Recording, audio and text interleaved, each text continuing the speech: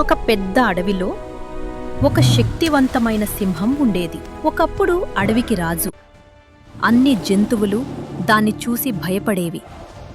కాలం గడిచింది. సింహం ముసలిదైపోయింది.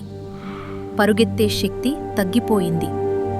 వేటాడలేక ఒంటరిగా మారింది. ఒకప్పుడు దాని చుట్టూ తిరిగిన జంతువులే ఇప్పుడు దాని దగ్గరకు రావడం మానేశాయి. ఒకరోజు ఆకలితో బలహీనంగా చెట్టు కింద పడుకుంది.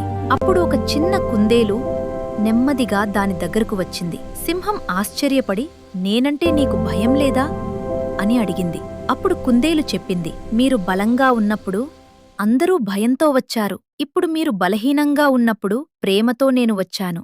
ఆ మాటలు విన్న సింహం కళ్లలో నీళ్లు వచ్చాయి. అప్పుడది తెలుసుకుంది, ఉన్నప్పుడు వచ్చేవాళ్లు కాదు, మనం కష్టాల్లో ఉన్నప్పుడు తోడు నిల్చేవారే నిజమైన స్నేహితులు. భయాన్ని కాదు, ప్రేమను సంపాదించండి.